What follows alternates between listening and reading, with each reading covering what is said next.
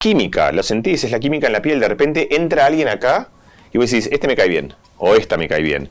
Y entra otra persona y decís, este como que clavo. Y eso se parece mucho al amor romántico. Uno de los lugares más difíciles de la amistad es cuando aparece el deseo, ¿no? Porque el deseo lleva a otro tipo de vínculo que muchas veces es incompatible con la amistad. Cuando un amigo se va esa parte de vos. Es realmente como si te hubiesen amputado una parte de lo que vos sos. Hay una parte que vos eras con esa persona que de repente no es más. En el último disco de Catriel y Paco Amoroso, la canción principal, quizás el hit, habla de la amistad.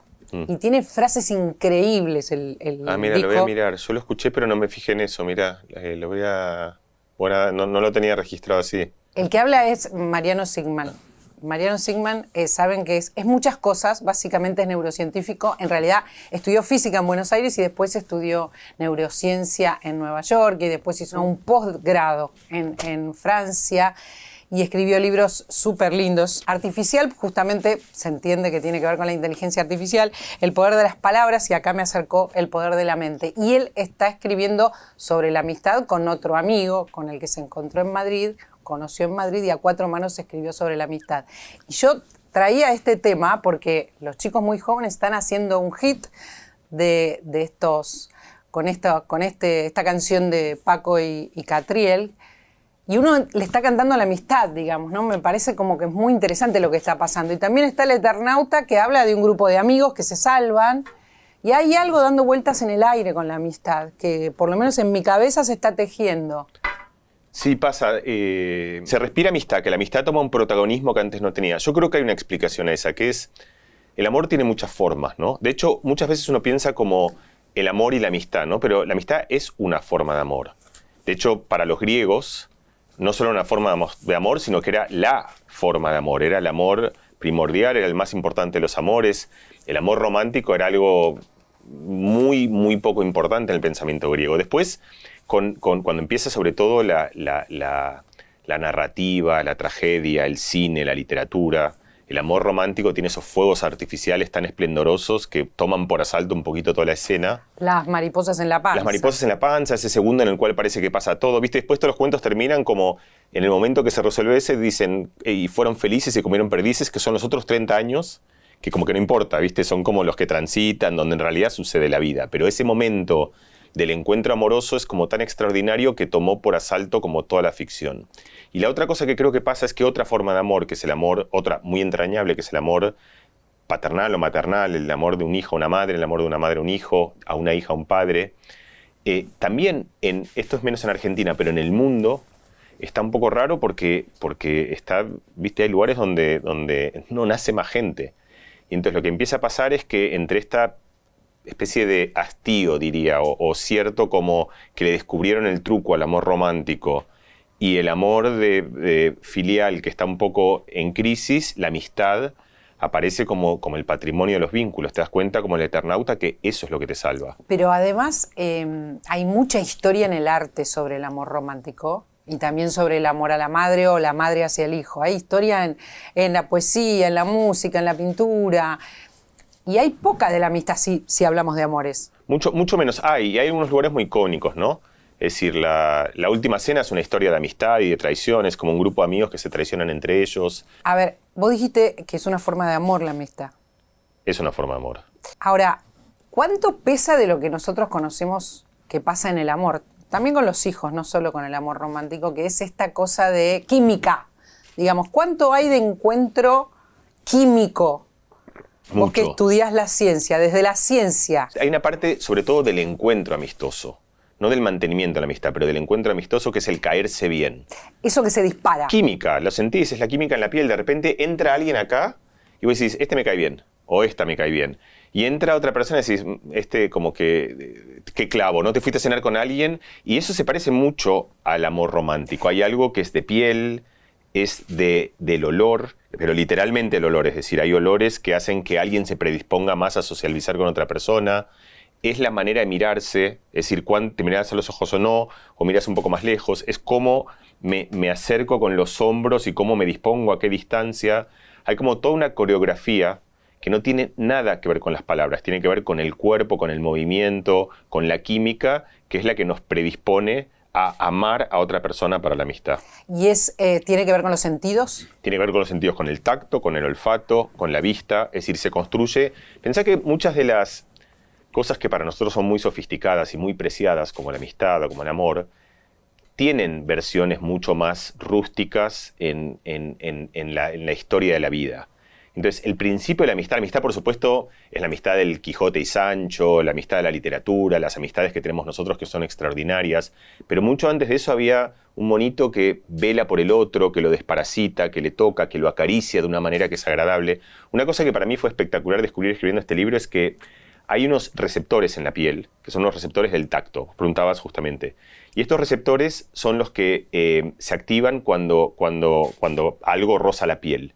Y hay una frecuencia, que es la frecuencia de la caricia. Si vos vas a acariciar a una persona, no le haces así. Y tampoco le haces así. Como hay una frecuencia que es más o menos la frecuencia a la cual nos acariciamos. Y nadie nos enseñó eso. Y cualquier madre acaricia a su hijo más o menos a este ritmo. Y ese ritmo justo es el que responden estos receptores. ¿Y qué hacen estos receptores? Producen la liberación de una hormona que es analgésica. Es parte del sistema opioide. Es algo que nos hace sentir mejor, que nos quita el dolor. Y entonces, fíjate cómo es bella esta historia para mí, porque hay como, si vos vas como a los primeros tratados de la amistad, está esta idea de que un amigo o una amiga es alguien que te permite como llegar a lugares a los cuales no llegarías porque vos caminás y hay un momento que te vas a dar por vencido, pero con alguien al lado aguantás el dolor y la adversidad y avanzás. Y esa idea de la literatura se remite en la historia de la vida a que lo que hace la amistad en su origen, que es táctil, que es una persona acariciando a la otra al ritmo correcto, produce en el cuerpo algo que lo que nos hace es justamente sentir esa analgesia que nos permite avanzar y andar y caminar cuando en algún momento el cuerpo nos dice basta. O sea que hay algo a primera vista. Hay algo que a primera vista y que es puramente biológico. Es que está en una estructura, y además en una estructura muy antigua y que tiene que ver sobre todo con el tacto. Por eso la amistad tiene que ver mucho con cómo uno se toca. Y por eso cuando te vas a otro país, por ejemplo, yo que me fui a España, yo que estuve en Estados Unidos, la amistad muchas veces es difícil no porque uno tenga ideas distintas, sino porque la gente se toca de otra manera, te abrazás de otra manera, lo agarrás, y ahí entendés que hay una enorme parte de la amistad que tiene que ver con eso, con la gestualidad, con cómo te mirás, con cuánto te acercás, con cuán fuerte te abrazás, cómo das un beso cuando saludás, cosas que no tienen nada que ver con las ideas, con las palabras, con las historias, sino con el tacto. Y ahí se funda la amistad. Vos en el libro explicás que no es que los amigos son los amigos de toda la vida nada más, que se puede tener amigos nuevos, también por tu propia experiencia y por lo que escuchaste de los testimonios, y que son igual de sólidos. Pero ¿cuándo un amigo nuevo pasa a ser un viejo amigo? A veces en un segundo, o en un minuto, es decir, todos nosotros tenemos un amigo que nos hicimos en un verano, un amigo que te hiciste en un tren, un amigo que te hiciste en la guardia del hospital, un amigo que te hiciste en, por ejemplo, nos contaba Marta Perano, una periodista española, una historia que a mí me encantó, que yo desconozco supinamente. Nosotros entrevistamos un montón de gente porque justamente lo que quisimos es, viste, están como estos grandes telescopios que observan el universo y que son enormes y que ven cada rincón. Nosotros quisimos armar ese telescopio, pero de la amistad. 75 personas. 75 personas, pero además de 85 años, de 10 años, hombres, mujeres, de todas las orientaciones sexuales, de todas las formaciones culturales, de distintos extractos sociales, con unos extrovertidos, otros introvertidos, unos que sonríen, unos que no sonríen, unos que les es fácil la amistad, otros que les es difícil la amistad, es decir, un poco como una especie de rejunte variopinto. Y entonces en todas esas historias viene Marta Peirano y nos cuenta, que es una periodista española muy culta del país, una periodista así de muchísima trayectoria, y nos cuenta que ella se hizo amigas muy entrañables en los baños de una discoteca. Pero ella dice, y aclara como con mucha, que no es alguien con quien entabló una conversación.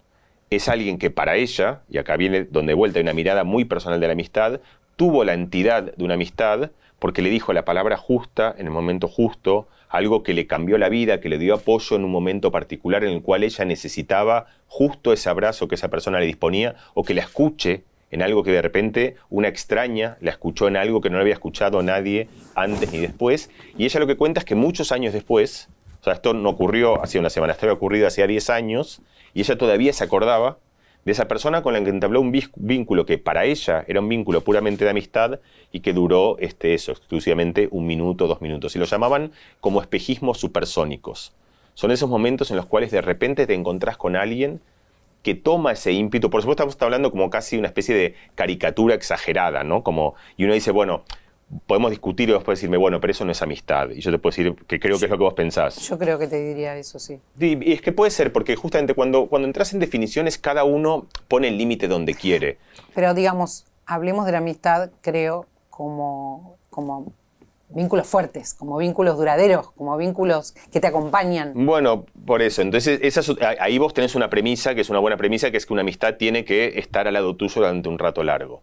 Y entonces ahí pasa algo, que es, por ejemplo, hay un video muy famoso, una charla muy famosa, está grabada en registro visual, de Borges, en el que él muy afamadamente cuenta la diferencia entre el amor romántico y la amistad, que era algo que yo creo que también tenía mucho que ver con su propia historia. Y él dice que justamente la amistad tiene esa virtud de que no precisa la frecuencia, ¿no? Él dice, el amor es un fuego que necesita que estés todo el tiempo manteniéndolo y tirándole una rama y una rama, porque son como una especie de maderas muy finas, ¿no? Que se consumen enseguida. Acabo de pensar esta imagen. En cambio, creo que la idea de Borges es que la amistad son leños mucho más gruesos, que vos echás un leño, puedes irte, volver 3 años después, volvés a echar un leño y no pasa nada, ¿no? Y entonces está esta idea de que la amistad es algo que puede persistir sin necesidad de ser entretenido con esta frecuencia. Ahora, hay gente que no puede forjar eso. Hay gente que sí tiene ese tipo de amistades, hay gente que tiene otras. Y yo creo que justamente a mí, esto que yo te digo, por ejemplo, para Marta Peirano esto es una amistad y para vos no, es lo que a mí me parece justamente interesante, que es que y es lo que le da valor al libro, porque yo creo que si hubiese una definición exacta de amistad, entonces el libro no tiene sentido, es esto y punto. Bueno, a ver, hay un par de cosas que yo anoté de la canción de Paco y Catriel que me parece que son definiciones para muchos.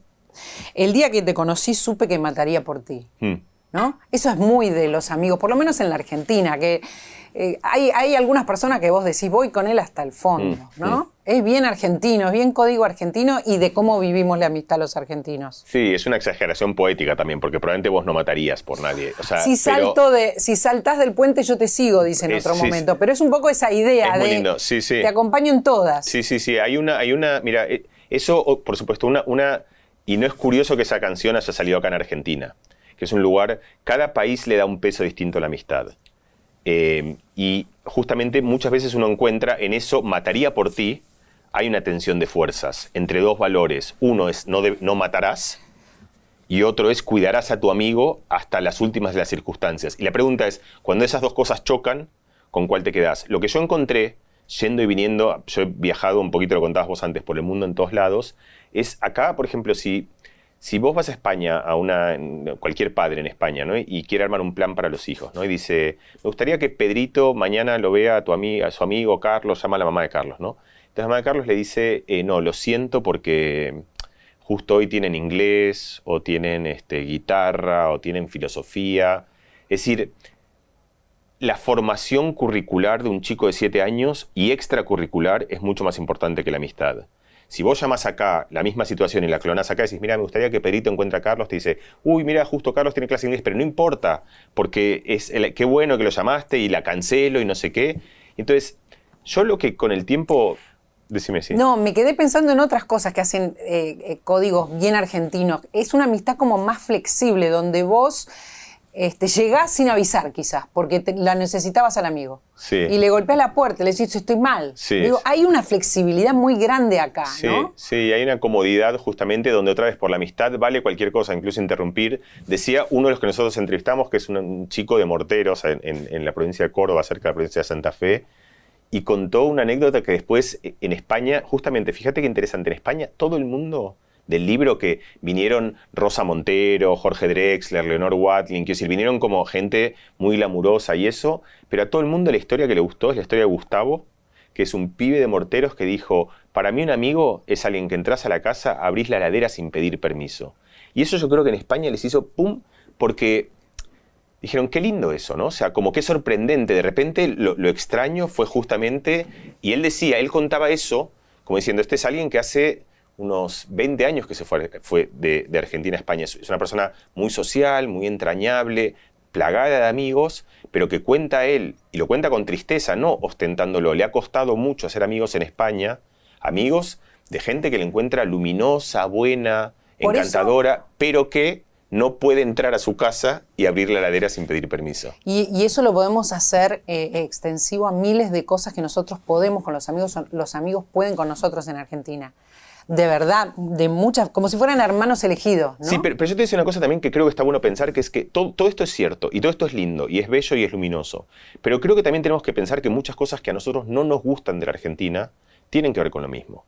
Es decir, y ahí hay una decisión que es una decisión moral. Por eso yo digo, porque como podríamos acá pasarnos como diciendo que es linda, a mí también me gusta. Yo vengo acá de viaje a Argentina y vine además con Jacobo, con mi amigo español que estaba enamorado de Buenos Aires. Y cualquier persona que viene acá a la Argentina no lo puede creer justamente por este tipo de cosas. Porque, y de hecho Jacobo decía, pero ¿cómo alguien puede irse de acá? Porque él tiene un montón de amigos en Madrid que son argentinos y él veía este territorio donde te haces amigo de cualquier persona, que es como increíblemente bello y que todo el mundo se trata como con una afectividad increíble y decís, pero ¿por qué la gente se va?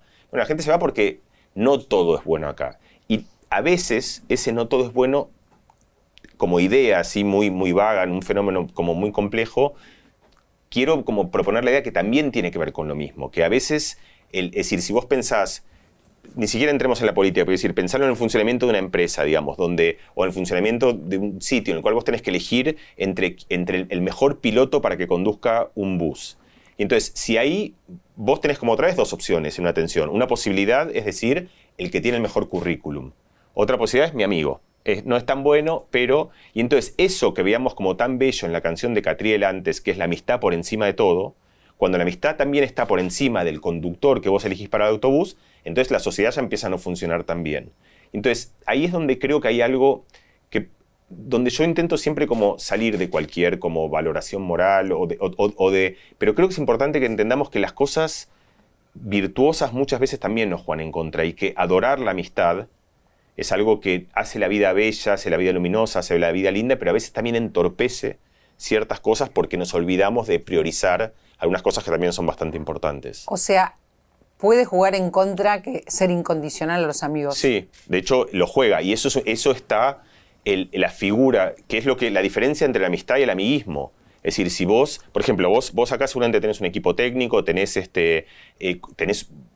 hace 1000 años que haces esto, lo cuidás, se ve que tenés como una profesionalidad increíble y lo cuidás de una manera meticulosa y precisa.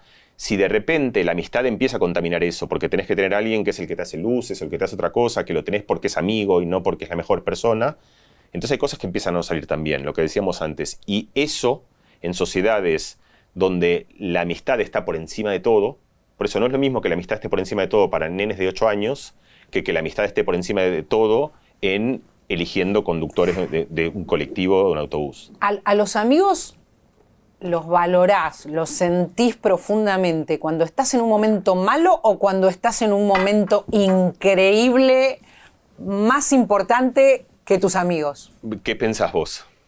Me interesa tu arte, digo yo, pero te paso la pregunta porque justamente esta te la devuelvo un segundo. Creo que yo los valoro más que estén cuando me fue muy bien. Pero fíjate, porque siempre es en las malas se ven los pingos, ¿no? O sea, como un poco el refrán es que en las que son las difíciles, ahí descubrís quién es. Pero esto que intuís vos, que es una idea que muchos pensadores han pensado, Aristóteles ya hablaba de eso, diciendo, o sea, el mayor de los desafíos para un amigo es cuando le va bien. ¿Por qué es cuando le va bien? Y de hecho Aristóteles lo exageraba en esas fábulas un poco idealizadas, y él lo pensaba como en la amistad con Dios. Porque él decía, suponete de repente vos tenés una amiga muy querida, la adorás, ¿no? Es como una amiga que vos la querés entrañablemente. Y de repente le llega una muy buena noticia. Le sale un trabajo buenísimo, espectacular, increíble, pero ese trabajo la aleja de vos. Por razones puede ser porque ese trabajo es en Noruega, puede ser porque ese trabajo es en Madrid, o puede ser simplemente porque la va a llevar a una fama o a encontrarse con otro grupo de gente y va a irse del barrio y va a dejar de ser quien era. Entonces, otra vez ahí tenés estas tensiones que aparecen todo el tiempo en la amistad. Antes decíamos la tensión entre la amistad o las reglas. Ahora vemos la tensión fíjate interesante, entre tu amiga y la amistad. Porque vos tenés que decidir si vos querés cuidar a tu amiga y decirle volá, y volá todo lo que quieras, y subí hasta ser una diosa incluso, aún si yo te tengo que perder. Y entonces yo cuido a mi amiga, pero pongo en riesgo mi amistad. Y hay gente que en esos celos, pero no son solo celos del otro, en ese deseo de agarrarse de esa cuerda que uno no quiere soltar porque esa cuerda es importante para vos, la tensionás y decís, mira, no vueles, quédate, no te vayas, no te conviene. Y uno está jugando en contra de esta es la ironía, jugando en contra de su amiga para cuidar la amistad. Entonces, ese es el dilema. Y yo creo, como vos, creo que los verdaderos amigos se ven sobre todo en las buenas, no en las malas. En las malas también, ¿eh? No me olvido también, de que sí. Quiénes estuvieron cuando estuve enferma. Sí. Supongo que vos tampoco cuando te accidentaste. Sí, eso fue 3 años y sí, tenés razón. Y de hecho, ahí hay una forma, fíjate, otro mito de la amistad. La amistad está plagado de mitos.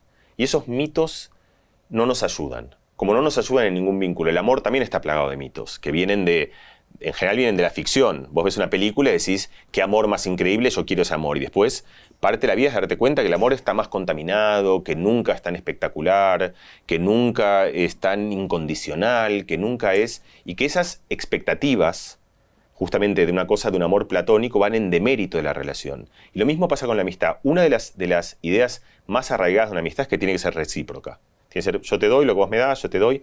Pero nadie quiere una amistad matemática. Y el ejemplo más claro para mí justamente es cuando uno tiene un amigo enfermo.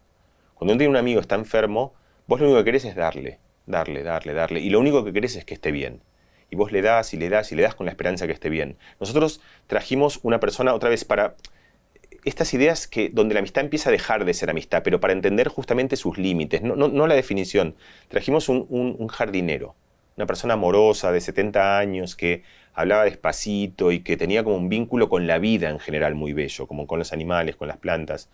Y él decía, para mí las plantas son mis amigas. Y él decía, era un tipo muy lúcido, decía, no es que yo me equivoco y que pienso que me hablan, no les hablo, son plantas y sé lo que son y no me confundo. Pero a mí me encanta cuidarlas y que estén bien. Y yo las riego y las siembro y las podo y cuando en primavera brotan, él decía, yo siento un amor que me están dando que a mí, decía, se me asemeja y se parece a la amistad. Entonces es recíproco. Es recíproco, pero lo que se dan es muy distinto. Sí. Lo que uno le da es cuidado, lo que el otro le da es brotar. Lo que Sancho le da al Quijote no tiene nada que ver lo que el Quijote le da a Sancho. Vos tenés amigas que te dan diversión, otras que te dan calma. Vos a otras le das seguridad, a otras le das la posibilidad de conocer algo que no conocen. Es siempre un intercambio, y un intercambio que te hace bien y que te alimenta y que te... Pero ese intercambio no necesita ser matemáticamente simétrico. Hay veces que uno está, a veces está el otro, a veces estás de una manera, de otra forma. Eso de que hay distintos amigos que de alguna manera representan partes de uno es muy interesante porque eso creo que nos comprende a todos, ¿no? Hay amigos para muchas cosas y otros que son específicamente para algunos momentos. Sí, y de hecho para mí hay una idea, yo me acuerdo que con el poder de las palabras, Whitman tenía esta frase que decía que uno es un consorcio de multitudes, ¿no?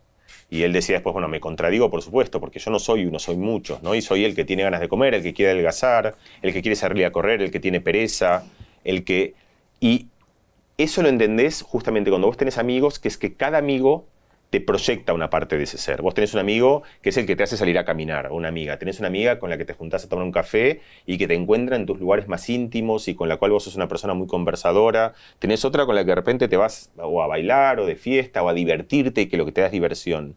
Tenés una amiga que te da antagonismo y que te provoca porque te hace pensar. Y cada una de esas amigas saca una versión tuya. Y eso lleva a algo que para mí también fue un gran descubrimiento durante el libro y algo que yo creo que es bueno también como pensarlo y trabajar lo que es la razón de ser del libro, que es la pérdida de un amigo. No solo la pérdida por fallecimiento de un amigo, sino la pérdida por un amigo dejas de tenerlo. Y la razón por la cual todo el mundo entiende que eso es tan doloroso, aun si no tiene ni palabra ni entidad social, porque es algo, vos no puedes decir mañana no voy a laburar porque me peleé con un amigo. Nadie te lo acepta. Vos puedes decir no trabajo mañana porque me divorcié, perfecto, no vengas. No puedo venir mañana a trabajar porque mi mamá está enferma, perfecto, no vengas. No porque me peleé con un amigo, vení. O sea, nadie entiende que realmente tiene la gravedad que tiene. Y tiene esa gravedad porque cuando un amigo se va esa parte de vos.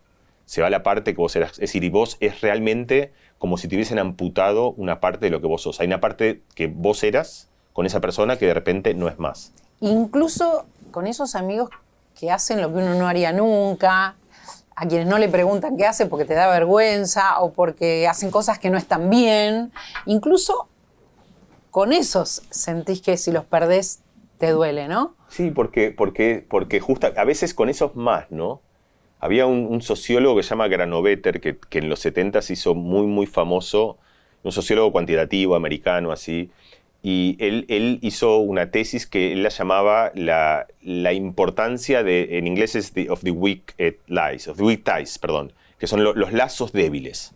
Entonces él decía, uno presupone que como que los vínculos más importantes son los vínculos, esos los entrañables, el amigo de toda la vida, el que...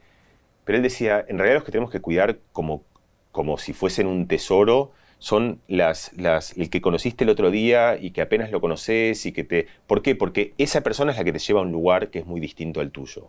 De repente te conecta con un... Y si vos empezás a cortar esos, lo que haces es entras en lo que ahora vemos todos como un poco trágico, es esa caja de resonancia en la que todo el mundo es como vos, piensa como vos, no te conectás. De repente vos conociste, por ejemplo, el otro día, cuando yo vine con Jacobo, con mi coautor, mi amigo, ¿no? Entonces de repente viene él y se conoce con alguna gente con la que hace una relación, que no es una relación de una amistad profunda y todo eso, pero ese vínculo que Jacobo hizo con 3 o 4 personas acá en Buenos Aires, es un vínculo que a él lo conecta con Buenos Aires, que a ellos lo conecta con España, y que de repente te traslada a un mundo que es nuevo y es original. Y a veces pasa que mucha gente te dice, pero ¿cómo podés ser amiga de esta persona que hace X cantidad? ¿Te pasa?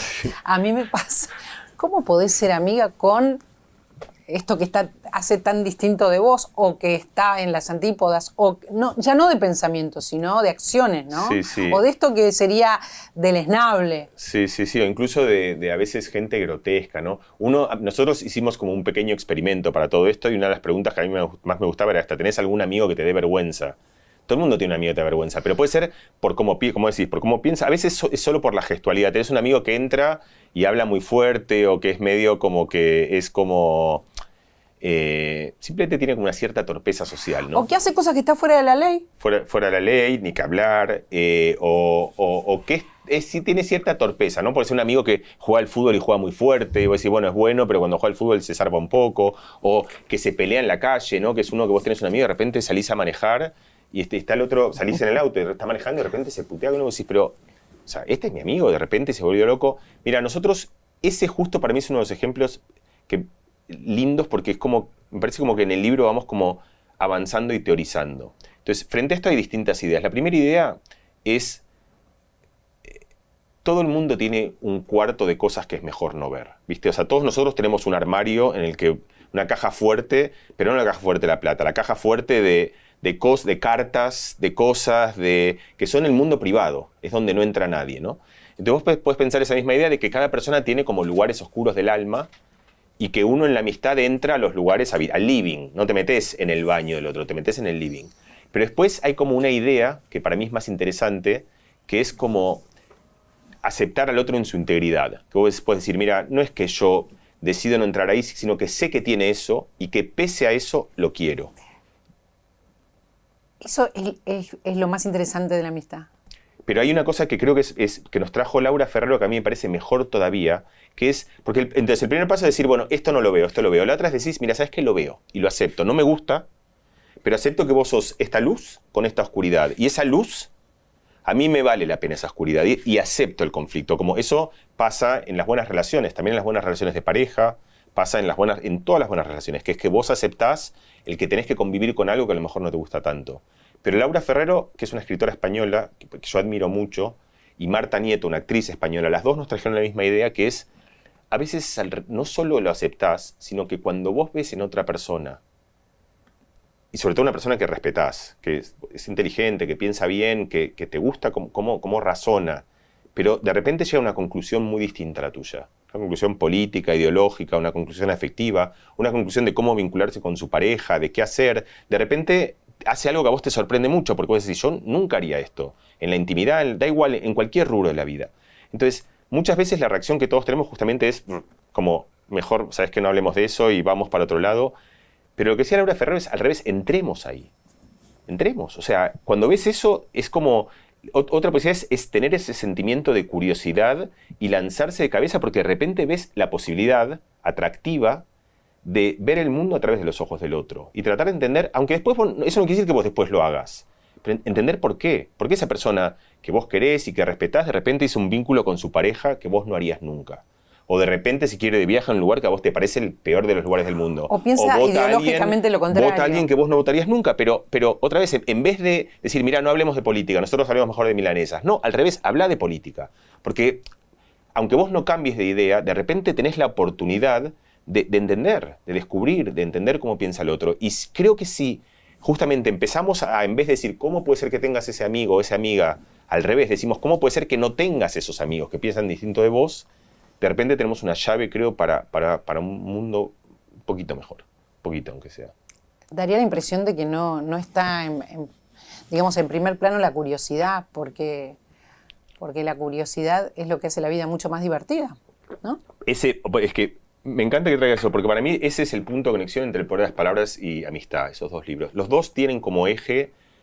Yo cuando contaba la historia del poder de las palabras, siempre contaba el ejemplo gastronómico, ¿no? Los nenes y las nenas chiquitas quieren comer salchichas con puré, papas fritas, dulce de leche, como es un mundo muy reducido de sabores, que son los sabores más evidentes, ¿no? Los sabores como... Después, muchas veces la gente crece y empezás a disfrutar otras cosas. Y de repente te vas, un día, si tenés mucha suerte, te vas a un restaurante de esos increíbles en los que te hacen platos rarísimos y es exótico. Y primero te resulta muy raro, pero después te das cuenta que la vida es más linda cuando de repente tu paleta de colores no es azul, blanco y amarillo, sino que tenés 1000 y que puedes empezar a las cosas, esos marrones que vos te alejabas porque eran colores pasteles o esos fluorescentes que parecían demasiado metálicos, de repente como que empezás a apreciarlos. Y lo mismo pasa con las ideas, lo mismo pasa con las personas. Yo creo que sí, que hay algo donde hacer como una especie de pequeña militancia de la curiosidad como vocación humana, que quiere decir cuando ves algo raro, en vez de escupirlo o de repudiarlo, tratar no de mimetizarte, de copiarlo, de decir que eso es bueno, pero otra vez, simplemente de tratar de entender por qué. Eso, para mí, solo eso engrasaría un montón de cosas. Me parece que no es transitivo, salvo con los chicos más chicos cuando vos les estimulás la curiosidad, pero no sé transmitirlo a otro adulto, lo que siento que todo me provoca interés. Nunca supe transmitirlo. Sí, cuando estás criando, ¿no? Tengo un tema que necesito opinión y creo que también a vos te toca de cerca. El hombre más importante de mi vida, el padre de mis hijas, era mi mejor amigo.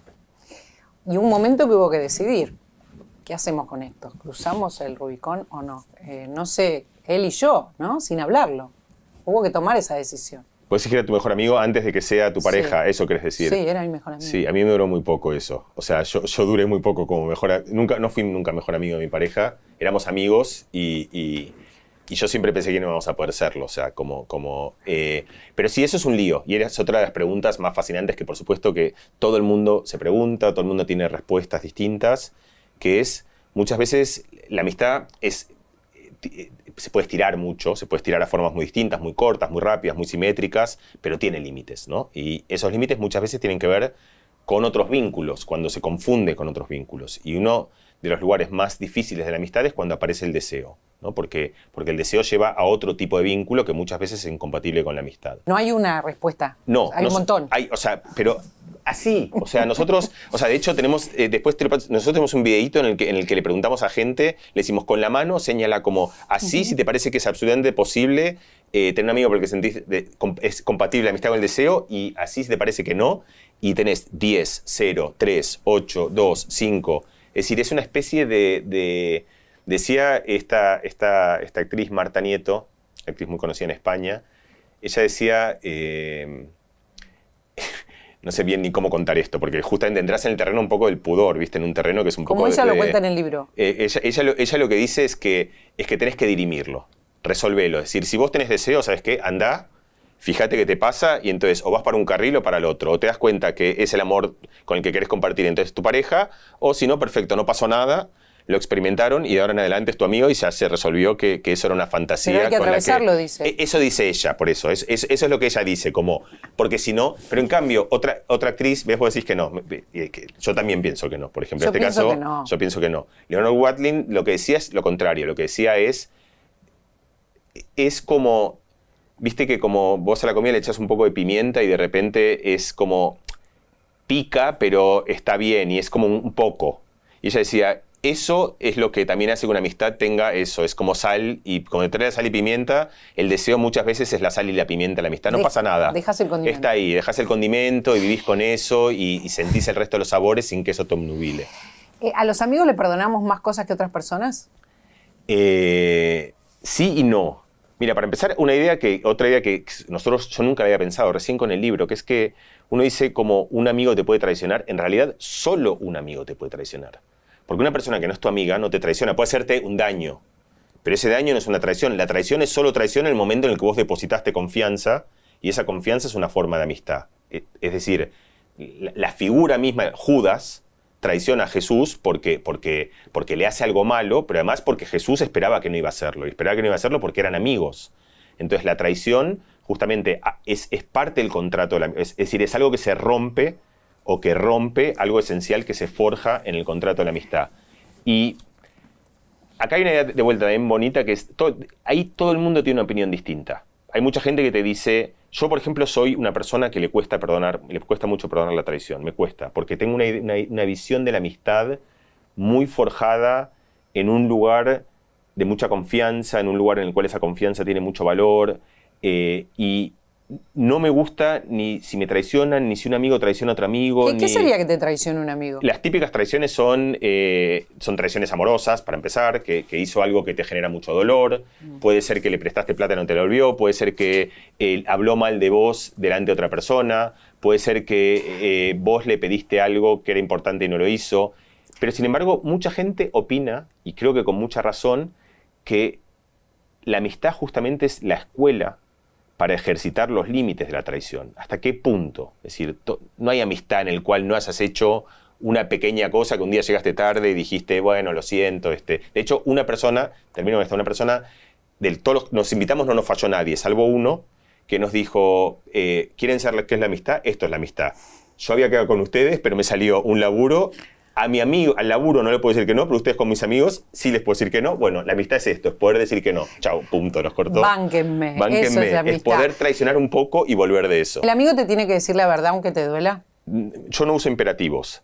Es importante tener algunos amigos que te dicen la verdad. Algunos. Y me parece que mucha gente tiene el problema de no tener esos amigos. No tener un amigo que cada tanto te diga, la pifiaste, no pasa nada.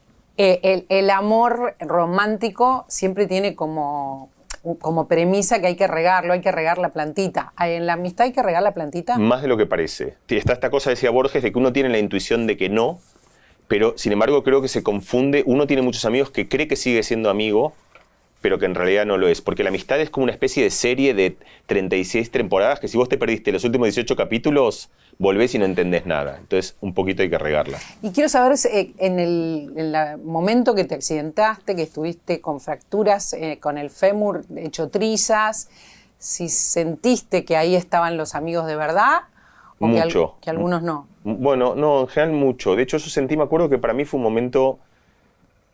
Yo no me sentí mal después de ese accidente, al revés, sentí que tuve mucha suerte. Tuve suerte primero porque me salvé, porque vivía en un siglo en el cual el mismo accidente hacía 2 siglos yo no hubiese sobrevivido, pero además exactamente por lo que decís vos, yo sentí mucha gratitud. Y creo, y eso es como otra vez, volvemos ahí al poder de las palabras, eso a mí me hizo sentir mucho mejor. Porque yo no me concentré en qué mala suerte que tuve, que me caí y que me duele lo que pensaba, y lo pensaba de verdad y lo sentía de verdad. Y eso hacía que mi vida fuese mejor. Qué suerte que tengo. Y desde todos mis amigos, mi familia, es decir, estaban todos cerca. Y la última que te digo, para entrar otra vez en los límites de la amistad, yo tengo una perra. Cuando yo me fracturé, te juro que yo no lo podía creer, la perra no se movió de mí 3 centímetros durante 3 meses. No se movió. O sea, yo cuando al principio iba al baño se quedaba en la puerta, no salía, no quiso salir. Las perras les encanta salir, no salía con nadie porque no se podía alejar de mí. Y entonces, para mí eso también fue una muestra de amistad. Una muestra muy hermosa de amistad. También tuve muestra de amistad de mis amigos y de mi... Pero de repente eso fue también como de repente algo hubo en el instinto de ese animal que dijo, yo no me muevo de al lado suyo, ni un segundo. El mejor amigo del hombre. Bueno, eres un buen amigo seguro, por supuesto. Un buen amigo. Buen amigo. Gracias, Mariano. Mil gracias. No quiero dejar de contar lo que me pasó con tus libros, sobre todo con el último, con Amistad, que me lo mandaron 2 veces la editorial. Le agradezco muchísimo porque hizo que lo viera y que me llamara la atención, que había una insistencia en que valía la pena. Sentí el cosmos, el universo, debe haber sido un malentendido de sobres. Pero estaba mi nombre y la segunda vez dije, bueno, ok, lo leemos ahora. Y me enganché muchísimo al punto que el segundo libro se lo di a mi madre, que se enganchó muchísimo y que está pensando en dárselo a su amiga y organizando eso. Y me parece que es muy interesante esto que está pasando con este libro, que un neurocientífico lo hace también desde este punto de vista de la investigación, pero que genera muchas cosas y que espero tenga una segunda parte, porque es muy rico y no sé si se agota, ¿eh? Ojalá le haya. Muchísimas gracias por la Gracias a amistad. vos, gracias a vos.